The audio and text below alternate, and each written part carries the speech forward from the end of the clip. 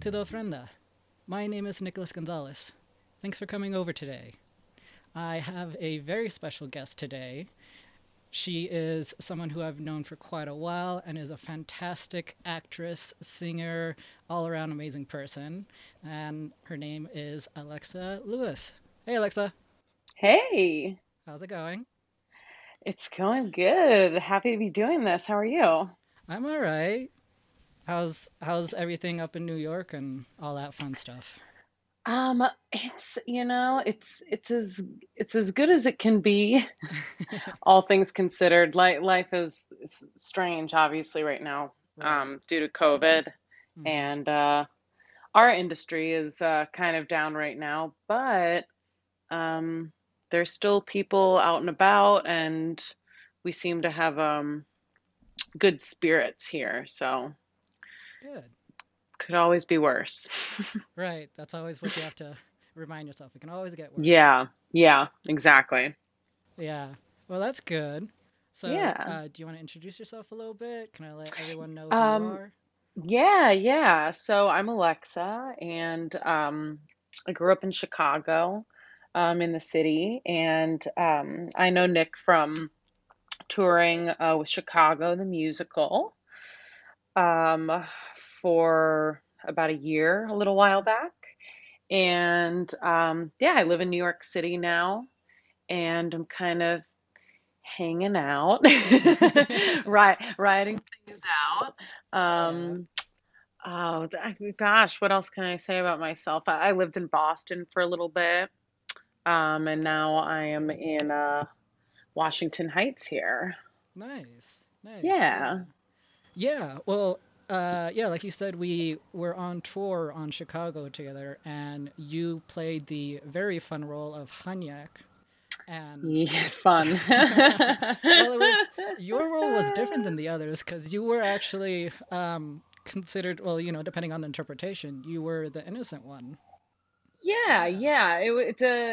It was definitely it's strange because when people think of Chicago, they think of like, he had it coming and all that jazz and Uh huh. these really s- strong, kind of cynical women, and to play the one who she is strong, and I think that that's a misconception, but one who doesn't quite fit into that world Right. was super bizarre because you're with a cast of 30 or so people, a ton of crew, and um you're kind of like the black sheep of the story.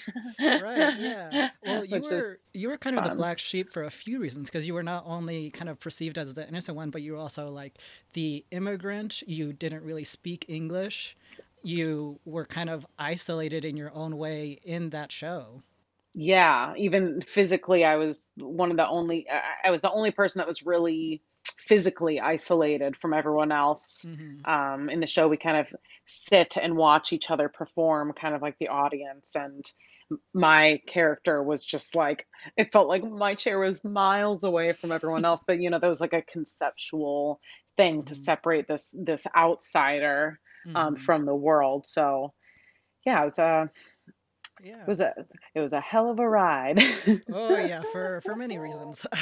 Yeah. Yeah, that was a very interesting tour. Yeah, touring is no joke. Oh no. That seeing the world is amazing, but it's not all glitz and glam. Exactly. Which is kind of like the show. It is very much you put on this show of what innocence is supposed to be, but in reality you're kind of not really being honest about what's going on. Totally. I like to describe it as like Vegas at sunrise, where it's like you see all the neon signs are sadly lit up, but you can see all the like wires and stuff behind it. It's just like Mm. this kind of grim, um, kind of illusion, and you're kind of seeing the strings behind it. So it's Right. like a Yeah. funny dynamic image to compare to. Yeah, our but that's show. yeah, but that's actually a really good image to have because, like you said, like when you think of Vegas, you think of the glam, all the lights. It's the city that never sleeps. It's the city that's Right. always going, always changing. But yeah, when you step back and kind of see what's going on, you see the hardware, you see everything kind of being held together by random strings and Threads, right. yeah, Yeah. barely holding on.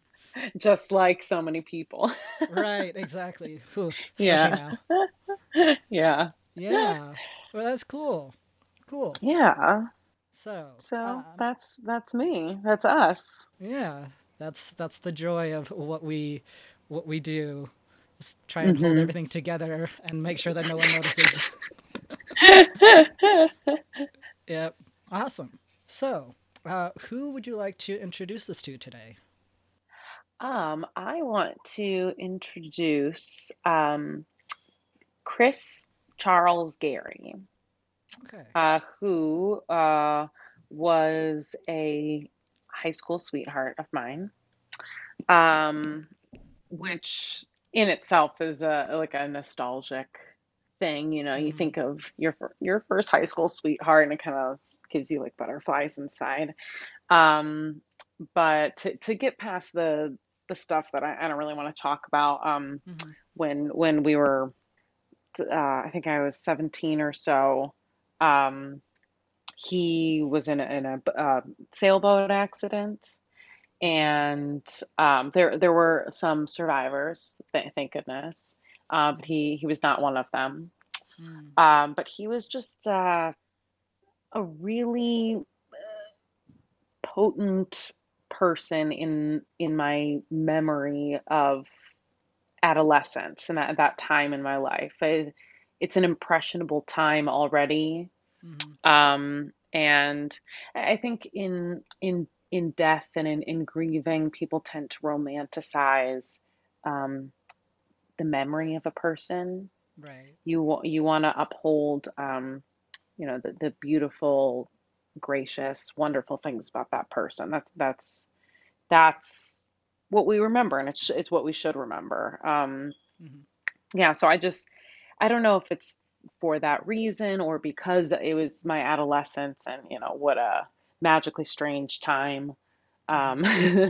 but this person I associate with just like joy and living with abandon and kind of like getting to know myself, um, which I think is beautifully tragic that this person is no longer with us, the world. Hmm. Um, but yeah, he was a big influence on my life. So that's who I kind of want to introduce today. Cool. Well, it sounds like you mentioned, like you guys knew each other in adolescence, and that's always kind of like a very strong moment in your life. Like it's the turning point for a lot of people of I want to discover myself and I want to do this and I want to go out and rebel or I want to, you know, see what's going on. And Right, yeah. and it sounds like Experiment, yeah, yeah. indulge. Yeah, and it sounds like Chris was someone who was with you for a lot of that, right? Yes, yeah, just at a pivotal time in my life. And a time right bef right before my time with him was right before a darker time in my life. Mm. I don't know if it's associated, but I don't actually. I've never really thought about it until I just said it out loud. But just yeah, just kind of like a not so. I was changing high schools and really Mm. just it was really struggling with myself.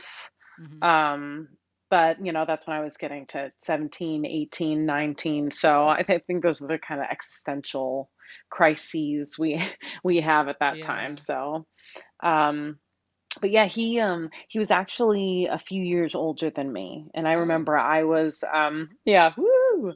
I was I remember being in middle school, and I think Hmm. he was about he was 2 years older than me, but 4 grades older than me. Oh wow. I was like kind of old for my year, and he was young for his, and He was actually in my sister's class, and I actually was around him a good amount, and I kind of, like I had a crush on him, like as a Yeah. kid, So when I got older and I started like hanging out with, the older kids, and I'm in high school now, I started to get to know him, start hanging out with him, and we were actually now this is funny because this is not related to my current identity in any way, but he was part of this in layman's terms I would say gang, but it Hmm. wasn't a gang. It was a group of Right. young artistic lost individuals who um, they would create music, and they would do graffiti, mostly commissioned graffiti, not so much illegal graffiti. Okay. And so I kind of like through getting to know him, got kind of involved in that kind of world and that kind of creativity. And this was a time when I was like, ooh, maybe I like singing, maybe I like dancing. So I think I was just like really, feeling creativity, and he was like a big window into that. So I really admired him and all these other people who were constantly creating and just going for it. Yeah. They were just going for it. And I remember he and a few other friends had um, been contacted by some local like grocery stores, gas stations, things like that, and they donated their alley wall to this group of kids so that we could like spray paint it, and we'd go there every day after school and um, just hang out, smoke weed, drink 40s, and Right. rap, and All the and things that and you do in and high spray school. paint. Yeah, I mean, it sounds we're inner city Chicago kids, so that's kind of what we did.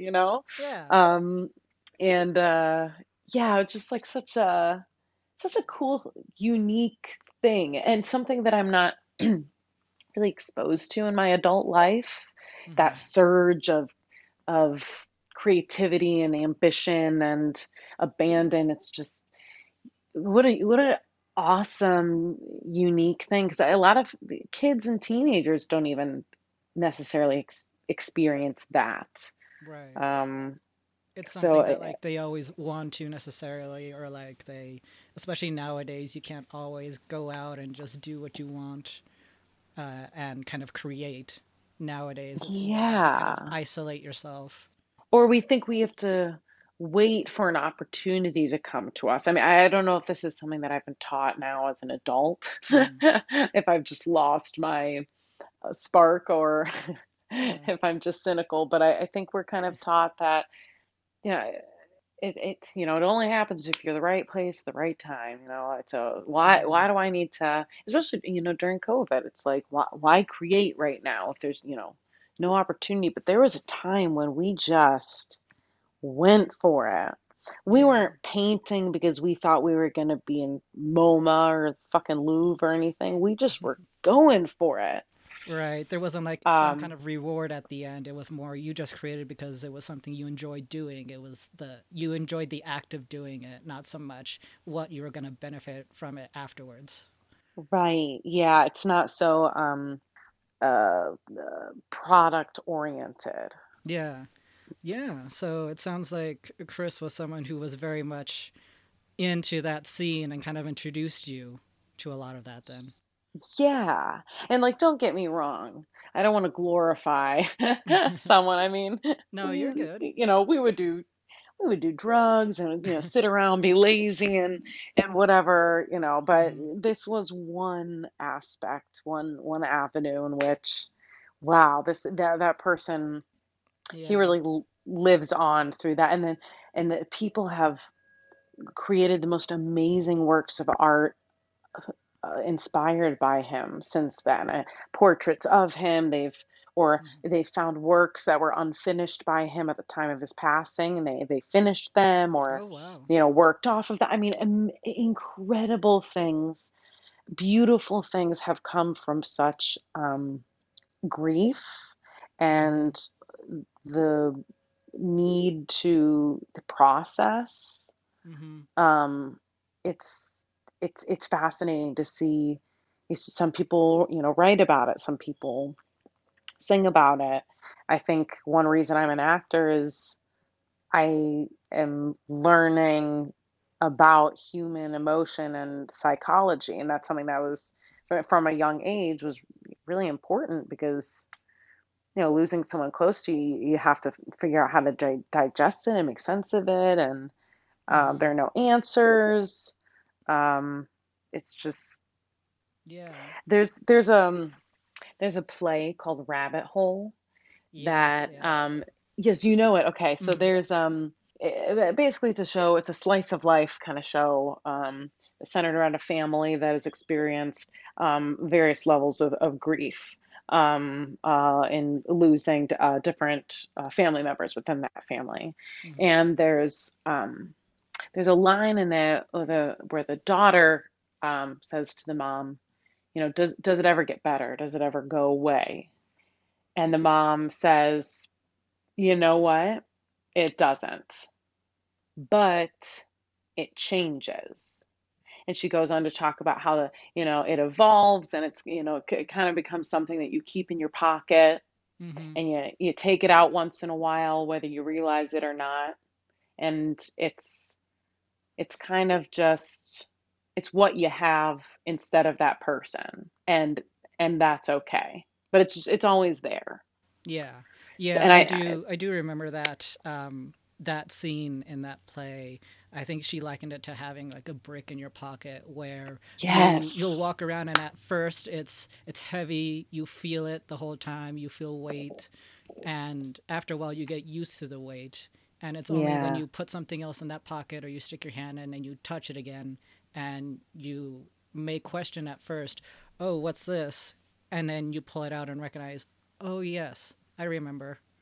And then Right. yeah, no, yeah, that's a very good point with losing anyone is just learning how to grieve, and it all definitely is very dependent on your own personal growth and how you decide to process that, because losing someone when you're, say, a little kid, you may not react the same way as losing someone when you're in like your 30s or 40s.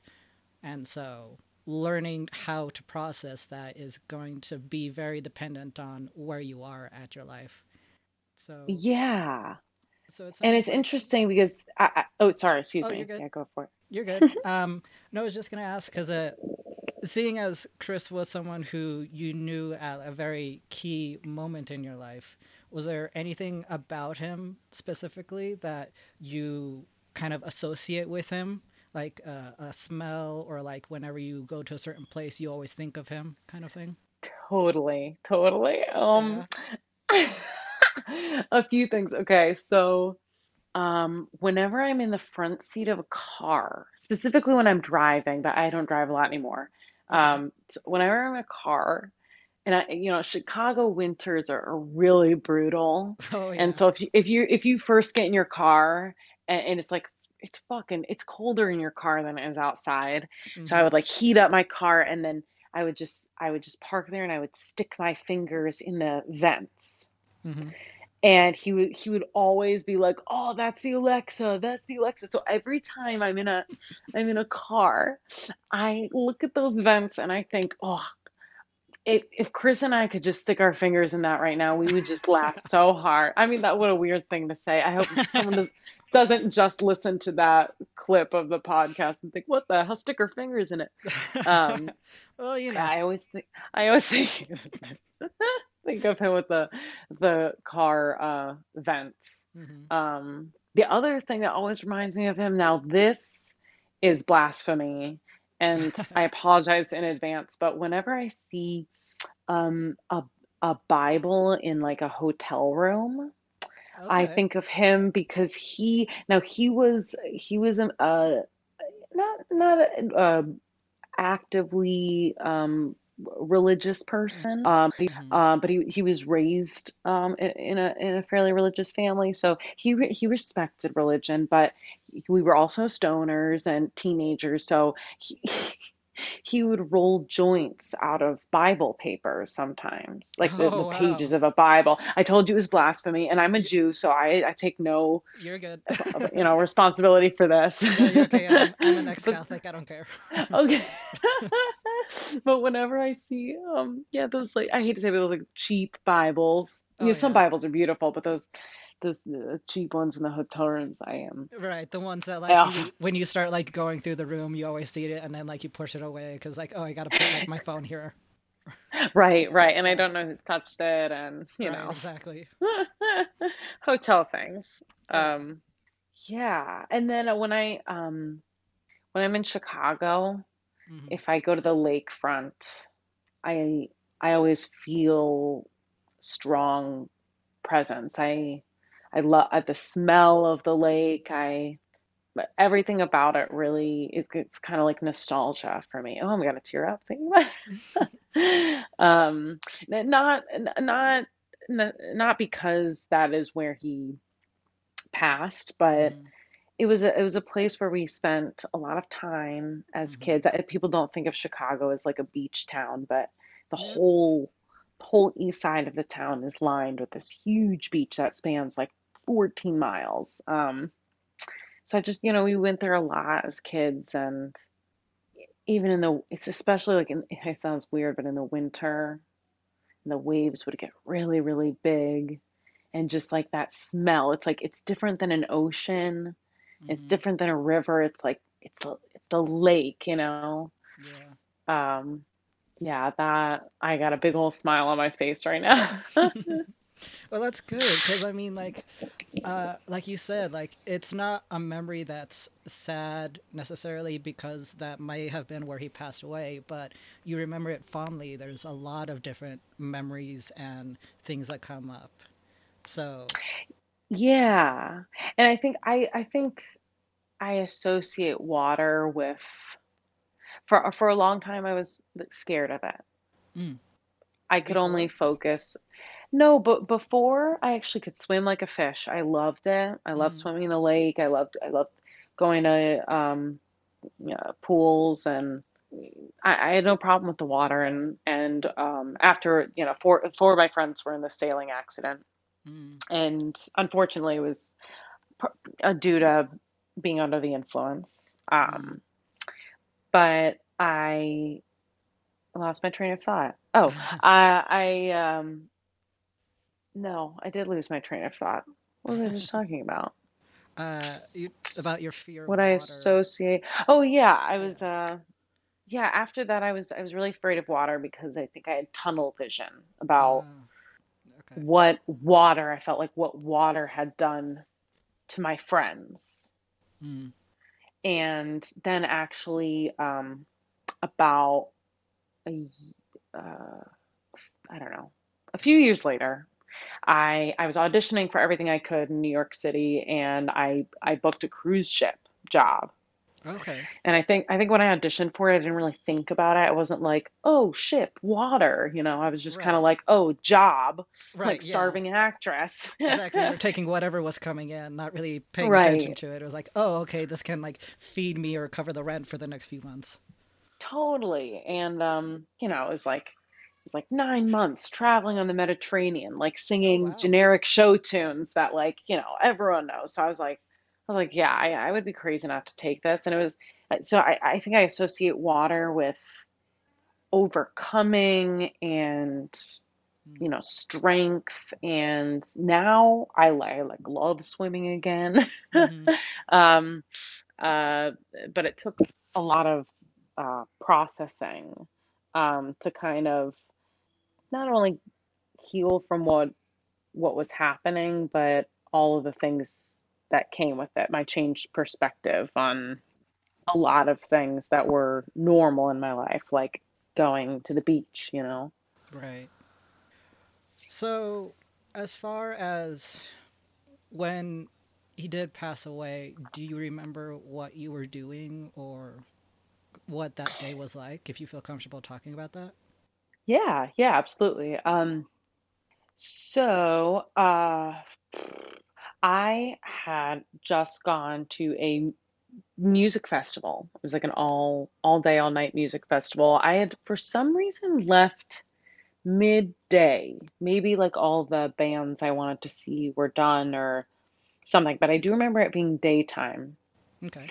And I started to drive home and I got a call. My friend was in the passenger seat and I got a call from another friend who I wasn't really close to at the time, so I thought it was weird that they were calling me. Mm, Um, so I was like, oh, I should probably answer this. It's probably important. So I answered it and they were like, what are you doing right now? I was like, I'm driving home. And he said, can you pull over for a second? mm, So I was like, oh shit. So I pulled over and he said, okay, I don't want to freak you out, but Chris has been missing all day. No one's been able to find him. Uh, and it was just kind of like this moment of I knew. I don't know how. But I was just like, yeah, I kind of just dropped the phone and was incapacitated. It was just, hyperventilation, disbelief, and there's something about someone being missing that is particularly dark and unsavory. mm, It's like it doesn't make it better necessarily to find them in a state that is not what you want. right. But I don't want to say there's some sort of closure that someone might get in finding a lost loved one, but it was definitely like you can't. I couldn't breathe until we found him. Mm, Um, and I actually had someone visiting from out of town at the time that was staying with me, which was just a total total nightmare. But I remember going home and starting to contact people and try to put the past 24 hours together. And I think we all collectively realized, oh, he was out partying with a group of people. They had left. They said that they were going to go on this sailboat, and one of them was a professional sailor. mm-hmm. Um, so the four of them left, and that was the last anyone had heard of them. So it was pretty clear.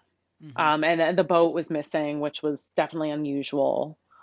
Um, so that was that day. It was just a day of shock and detective work, I would say. But then we two of the four of them were Mm-hmm. found treading water like midday the next day. Oh, wow.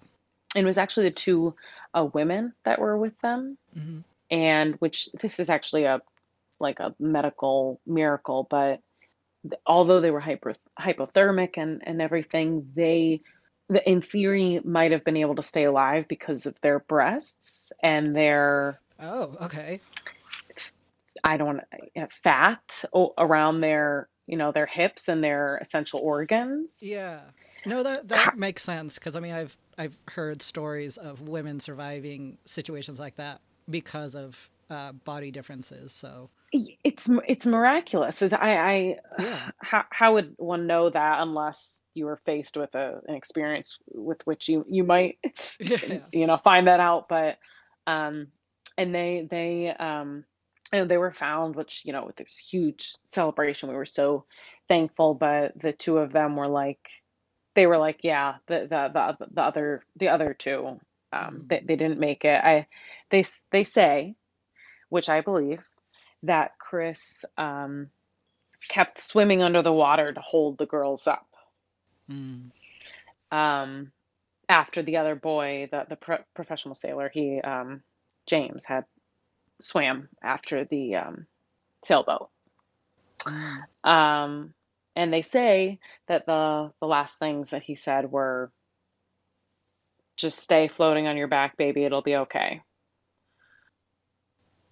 Yeah, he was Which trying to make is, sure that they survived and was focusing on them, not really.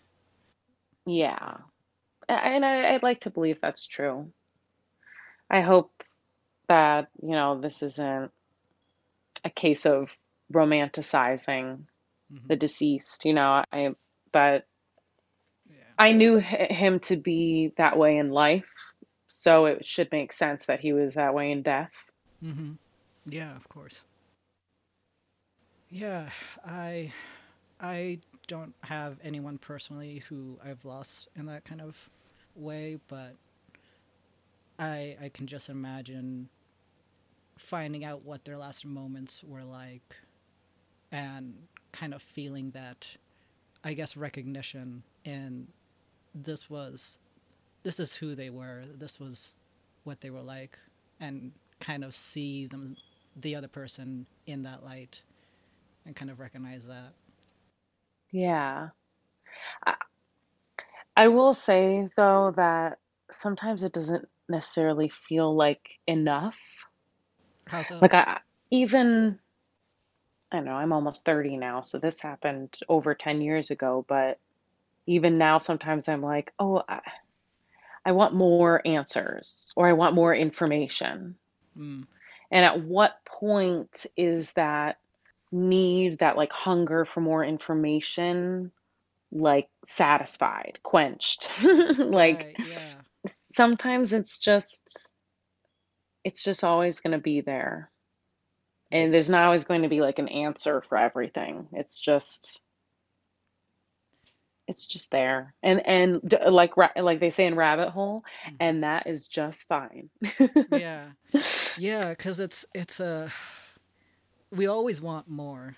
Like, we're as humans, we're never really satisfied with anything. We always want to be chasing something bigger. We always want to collect more. We want to understand more.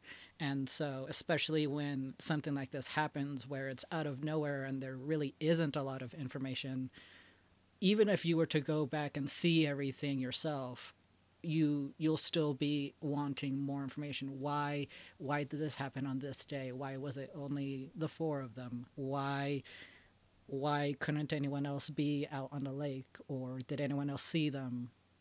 Right. And so, yeah, I definitely understand that desire of just wanting more. And I think it's part of grieving is, like you said, just understanding that you will probably never be satisfied. You can hear and find all the information about it possible, and yet still not be satisfied with what happened because it happened. So, Yeah. yeah. And I think that's probably true for any circumstance. Like, Mm-hmm. it doesn't matter how something has happened. It's just, even, elderly. You're, I don't want to use the word prepared. How can you ever be prepared? But Right. you might be more knowing that, something might happen. Right. It's kind of like when But people say, "Do you want to know when you die and have that timeline?" And even when you're older, you may have a diagnosis or something where they say you have so many months or years to go for before you may pass away because of this. And so it's even with that situation, it's not, you're never ready for it. no, and there's always going to be why. Why did this happen? Mm-hmm. Why? Yeah. Um, but there's I don't know if it's like fortunate or unfortunate that there is no why. Mm-hmm. Um, I think it's something that just takes a long time for many people, including myself, to be okay with that uncomfortable feeling of I'm not going to know why this happened to my loved one Mm-hmm. and subsequently to all of their loved ones. Yeah. Um, I will say though that his funeral was beautiful. They showcased a ton of his artwork, Mm-hmm. and they were giving away, or I don't know if they were giving it away or selling it, but his music. Okay. Um, I think back then it was CDs still.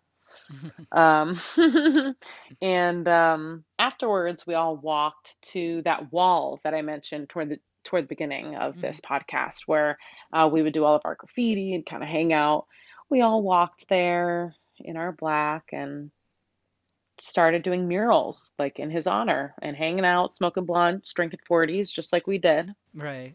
t- telling stories. And um, it was odd because it was just, it was beautiful. We were all mourning and feeling the same thing. And there was an unspoken agreement that we were going to be joyous in this moment. Hmm.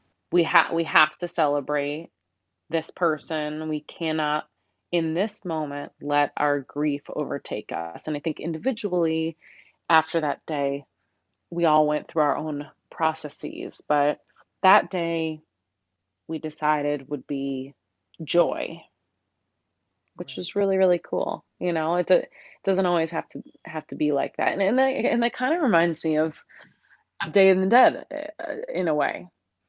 Yeah. And like making an ofrenda, it's not so grim as American Hmm. traditionally culture would make it out to be. I would say, Yeah, no, I agree. It's especially here in like more Western culture, specifically in the U.S. It's always seen as a very dark day. Like in movies, it's always raining. It's always very solemn.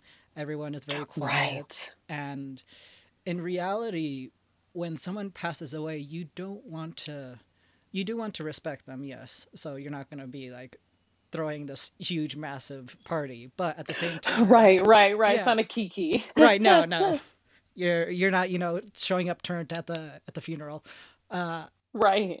but yeah, you don't want to just think of the sad moments of what's happening right now. You're there because someone passed away, but that person was a lot of different things. They were fun, they were entertaining to be around, they were joyous, and so you want to honor the person, not just what's going on right now. So yeah, you'll go out and do their favorite activities. You'll go out and go to your favorite hangout spot and drink, or go out and celebrate in some way, which I think Hmm. is definitely a much better way to heal than to just think of the sad moments. Right. They're both important, but You I have think to, I think it's definitely the former is definitely an important ingredient in the process. yeah, it's not a And a situation lot where of people you, don't do that. yeah, yeah, because you kind of only focus on the one aspect of, oh, okay, they're gone, I must be sad and I must feel this way. And you can sit back and realize, well, yes, I'm sad, but I'm glad that I got to know them. I'm glad that they were in my life. I have all of these great memories and experiences with this person. I should be able to enjoy them because they enjoyed them as well. So, Right. yeah. Yeah. And like it's definitely going to be harder for some situations, definitely. I'm not saying like you have to throw the party if you don't feel like it, but you have to at the same time recognize the process is going to involve a lot of different emotions, and I have to accept each emotion as it comes in. Yes. Yeah. Accept. That's a huge, yeah, Hmm. Yeah. huge. So simple concept that's so hard to execute. Yeah. Just like letting it come. Emotions, a teacher that always used to say, emotions are, um, it has the word motion in them. They're supposed to be fluid. Oh, that's a very theater thing to say. It isn't it so? Isn't it so? You gotta love it, you gotta hate it. It's Yeah. just crunchy granola. Yep. Yeah. No, yeah. But I guess like granola, it's kind of necessary sometimes. So Oh, absolutely, absolutely. yeah, yeah, cool. Um, I do want to ask, and if it's all right, if they were able to come back for one day, and it can be, you can set this back to when you guys were in high school, or you can set it in modern day. But if they were to come back for, say, 24 hours, what would you want to do with them or say to them? Wow. I've never thought about that. Yeah, it can be a little hard, especially if it's been a while, to kind of think what would they be like nowadays. But I think about that all the time. yeah, What would they be like now? Yeah. What would they think of me? yeah. It's so self-centric, but yeah, what would he be like now? What would I want to do? What would I want to say? I would probably just want to get all the people that he loved and that loved him together Hmm. and listen to Radiohead on vinyl Of course. and sing and dance and rap and paint and I think I would just want to tell him all the things that he's missed. Like, I think the last time I saw him, I had a BlackBerry. Oh wow, that was quite a Like, while ago. I don't know if, you know, He'd probably be looking at like everything that all the smartphones do and be freaking out the whole time. Get so excited by it. wireless headphones, Yeah. it's, I would just want to tell him, oh, I would want to play him all the songs that I've heard over the years that I thought, oh my God, he would love this. Or this would be something he would put on a mixtape for me. You know, Hmm. I I think I would just, yeah, I would just want to tell him all the things that reminded me of him over the past, what, 11 or so years. Hmm. I don't know where he's been, but I like always have these dreams where he comes back and I'm like, where were you? Where we couldn't find you. Where were you? Um, Do you think that's yeah. tied in to the fact that he was missing first, and then you found out that he had passed away? Yeah. Yeah, I think because that was a huge component of it was that week of just where is he, where is he, where is he, where is he? We know Hmm. that he's gone, but where is he? Hmm. That was a trauma in itself, in addition to just the trauma of losing someone, the trauma of losing them inexplicably at an odd time at a young age. Hmm. Um, I don't remember what I was talking about. Don't smoke weed, kids. Um, Yeah. Well, yeah. um, oh yeah, yeah. So I do think that's sometimes why I have that like reoccurring dream. It's just like where are you? But I think it's you know it is unbelievable.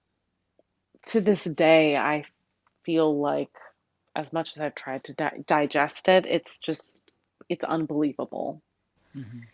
Um, and sometimes I like will have this moment where I pick up my phone and I'm like, oh, I'm gonna text him or something, and then I'm like, oh wait, Hmm.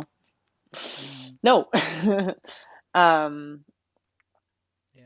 but yeah, it's kind of like that why that will never be explained, Hmm. and it's okay, but it's so irritating. Yeah. It's just this itch. It's this itch that will not be satisfied, if you will. Yeah.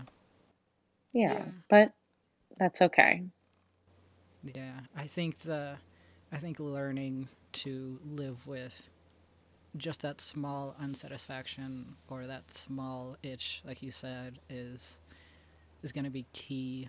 And I think the thing with an itch is you can do things to treat it, and you can do things to kind of minimize the irritation and the pain, but you may not be able to get rid of it right away. And then suddenly you realize one day, oh, this doesn't bother me right now. I remember it, but it's it's fine. It's different now. Yeah. Right, Yeah. right. It's there. Mm-hmm. It's the same, but it's different. Mm-hmm. Yeah. Yeah.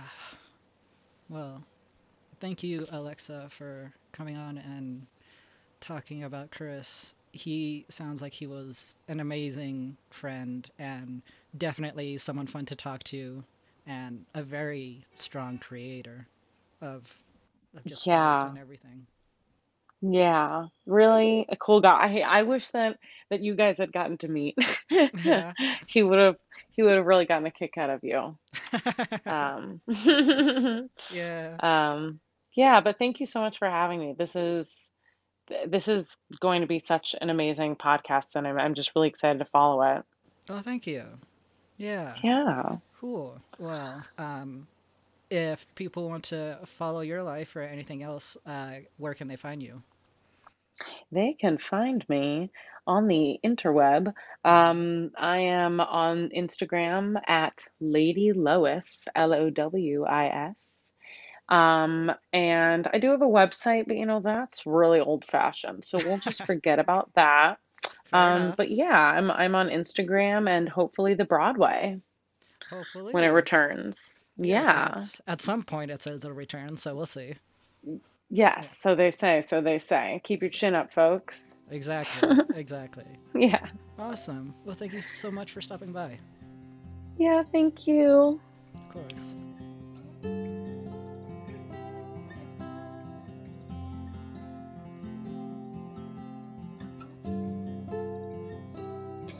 Thank you all for stopping by and getting to meet Chris. Feel free to rate and subscribe. If you want to reach out and share your own stories, feel free to email us at storiesattheofrenda@gmail.com. And you can follow us on Instagram as well. Be safe out there, and we'll see you all soon. Te quiero.